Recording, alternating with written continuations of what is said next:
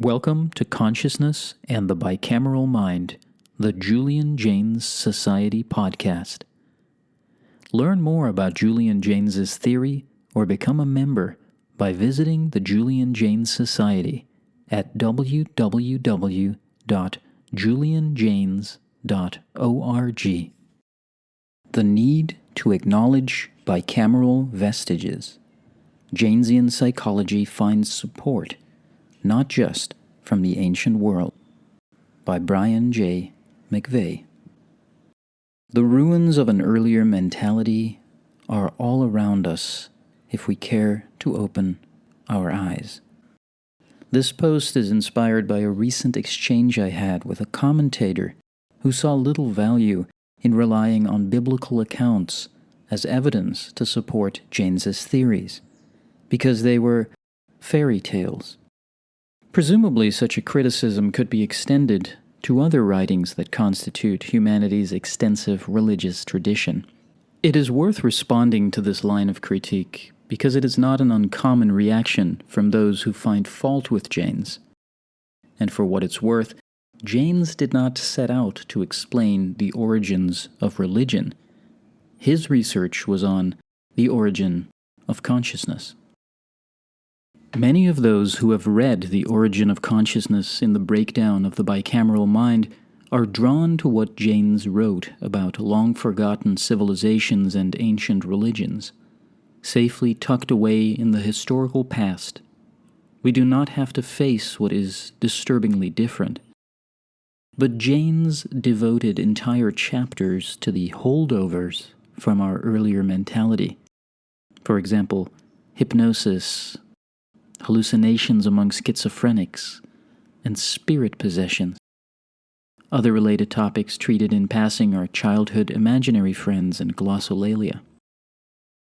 Despite notable exceptions, unfortunately, for a long time certain topics were not regarded as worthy of serious investigation by mainstream psychologists, being written off as uselessly psychopathological, shunned to primitive and peripheral societies, or even associated with the paranormal. Admittedly, hypnosis is a more contested, complicated case.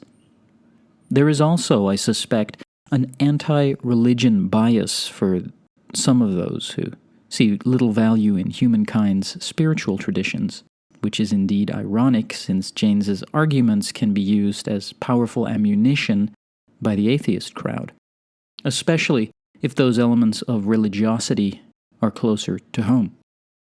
I remember presenting my research on spirit possession at conferences. The same anthropologists who were interested in the people I studied in Japan were disdainful of Christians who spoke in tongues from their own society, North America. It was as if anomalous behavior, at least for some anthropologists, only mattered as something scholarly if it occurred in exotic locales. The present day as a museum of relics of an earlier mentality. Jaynes' theories become much more persuasive when one surveys the remainders of bicamerality. Bronze Age textual and archaeological evidence only takes us so far. We need to take seriously, from an academic perspective, the present where the leftovers of bicamerality still haunt modern civilizations. Note that we cannot view these vestiges as loitering around aimlessly as if ghosts lost in the wrong century.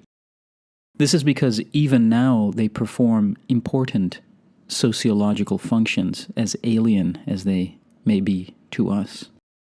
A good place to start is with ethnography. One needs to take into account the overwhelming number of reports and chronicles from non- or pre-literate tribal societies. Much of this material was recorded in the 18th and 19th centuries by explorers, adventurers, missionaries, conquerors, and assorted agents of imperialism.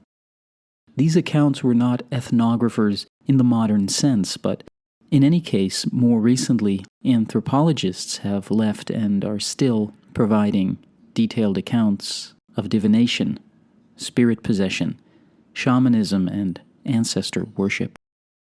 These various supernatural beliefs and behaviors are not silly superstitious sideshows.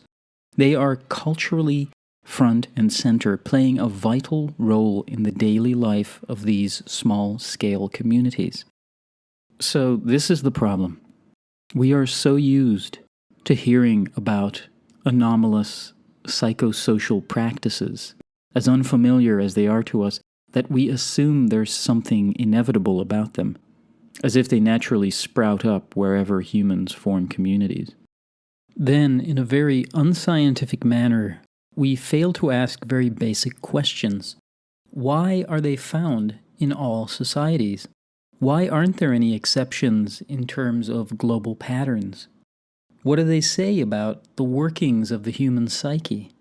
One would think that if such practices were related to fantastical fairy tales, there would exist somewhere cultures that evolved and did just fine, without bizarre, unscientific beliefs.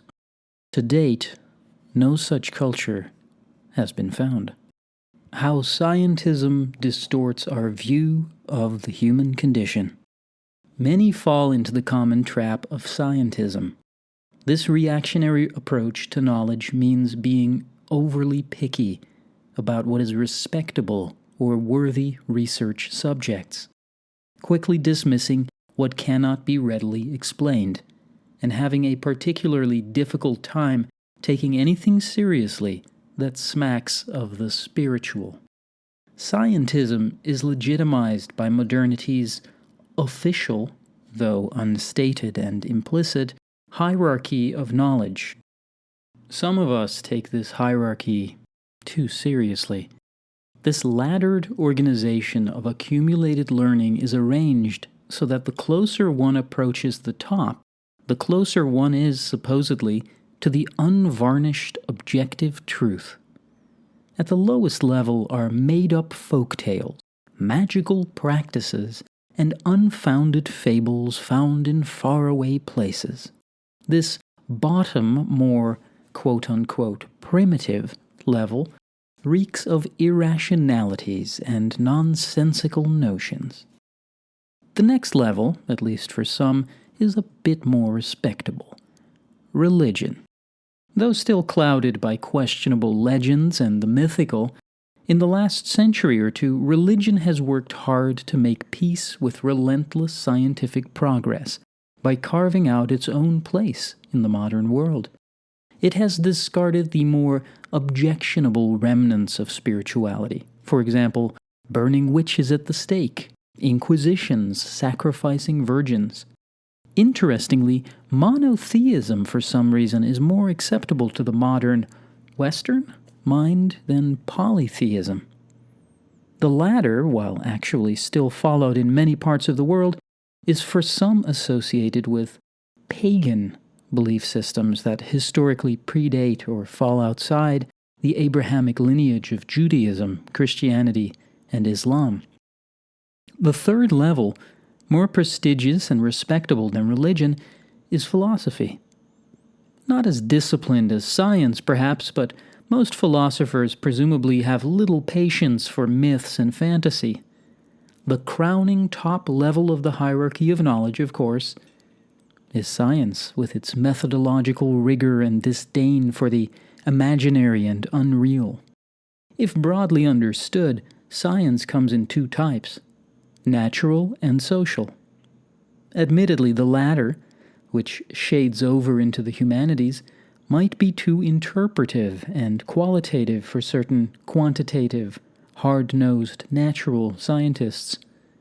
In any case, both types of science rely on empiricism, detached observation, the systemic collection of facts, and are suspicious of that which is untestable. There are good reasons why modern societies have built this multi-layered intellectual edifice. It certainly resonates with the great achievements of the Enlightenment, and its success and accomplishments are impressive, but it can blind us to the storehouse of humanity, stocked as it is with all sorts of odd but useful pieces of the puzzle that make up the human condition.